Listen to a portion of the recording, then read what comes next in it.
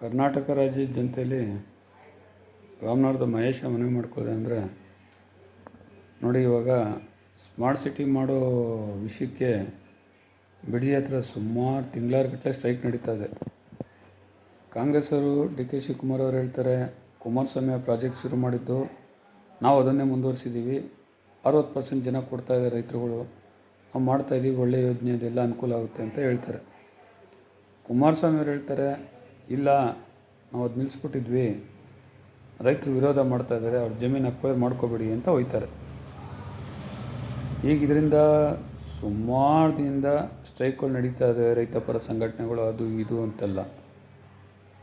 ಇವಾಗ ಇದು ಅವ್ರು ಹೇಳ್ತಾ ಇರೋದು ನಿಜನೋ, ಇವ್ರು ಹೇಳ್ತಾ ಇರೋದು ಸತ್ಯ ಅಂತ ಯಾವ್ಯಾವ ರೈತರ ಜಮೀನು ಹೋಗ್ತಾ ಇದೆಯೋ ಅವ್ರು ತಮ್ಮ ಆಧಾರ್ ಕಾರ್ಡ್ ಸಮೇತ, ಹೊರಗಿನವರಲ್ಲ ಅಂತಲ್ಲ, ಅವರೇ ಆ ಜಮೀನು ಓನರು ಅಂತ ಅವ್ರ ಆಧಾರ್ ಕಾರ್ಡ್ ಸಮೇತ ಎಲ್ಲ ರೈತರು ಬಂದು ಕೂತ್ಕೊಳ್ಳಿ. ಈಗ ದುಡ್ಡು ತೊಗೊಂಡಿರೋರು ತೊಗೊಳ್ದಿರೋರು ಎಲ್ಲ ಬಂದು ಕೂತ್ಕೊಳ್ಳಿ. ಅದರಲ್ಲಿ ಡಿ ಕೆ ಶಿವಕುಮಾರ್ ಅವರು ಬರಲಿ, ಮಾನ್ಯ ಮುಖ್ಯಮಂತ್ರಿಗಳು ಕುಮಾರಸ್ವಾಮಿ ಅವರು ಬರಲಿ, ನಡೀಲಿ ಅವ್ರ ಸಮಕ್ಷಮದಲ್ಲಿ. ಎಷ್ಟು ಜನ ಅವಾಗ ನಿಜವಾಗ್ಲೂ ನಾವು ಕೊಡ್ತಿದ್ದೀವಿ, ಕೊಡೋಕ್ಕೆ ಇಷ್ಟ ಇದ್ದೀವಿ ಅಂತ ಹೇಳ್ತಾರೋ, ಇಷ್ಟ ಇಲ್ಲ ಅಂತ ಹೇಳ್ತಾರೋ, ಅವಾಗ ಅದನ್ನು ನಡೆದು ಮೆಜಾರಿಟಿ ಕೊಡಲ್ಲ ಅಂದಾಗ ಬೇಡ, ಮೆಜಾರಿಟಿ ಕೊಡ್ತೀವಿ ಅಂದಾಗ ಮಾಡಲಿ. ಈಗ ಅದು ಸತ್ಯಾಸತ್ಯತೆ ಗೊತ್ತಾಗ್ತದೆ. ಇಲ್ಲಾಂದರೆ ಈ ಹಗ್ಗ ಜಗ್ಗಾಟಗಳು ನಡೀತಾನೆ ಇರ್ತದೆ.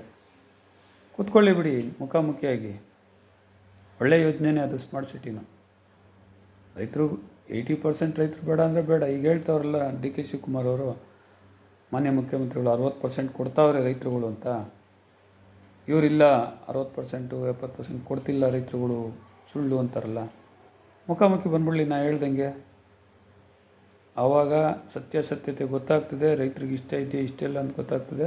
ಆವಾಗ ಅವರು ಮಾನ್ಯ ಮುಖ್ಯಮಂತ್ರಿ ಡಿ ಕೆ ಶಿವಕುಮಾರ್, ಕುಮಾರಸ್ವಾಮಿ ಅವರು ತೀರ್ಮಾನ ತಗೊಳ್ಳಿ ಜನಗಳ ಸಮ್ಮುಖದಲ್ಲಿ, ರೈತನ ಕೊಡಿಸ್ಕೊಂಡು. ಯಾರೋ ಹೊರಗಿನವರು ಬರೋದು ಬೇಡ. ಯಾವ ಜಮೀನು ಹೋಗೋದೋ ಅವರು ಆಧಾರ್ ಕಾರ್ಡ್ ಸಮೇತ ತಾವೇ ಜಮೀನು ಓನರ್ ಅಂತ ಬಂದು ಕೂತ್ಕೊಳ್ಳಿ. ಅವಾಗ ಸತ್ಯಾಸತ್ಯತೆ ಗೊತ್ತಾಗ್ತದೆ.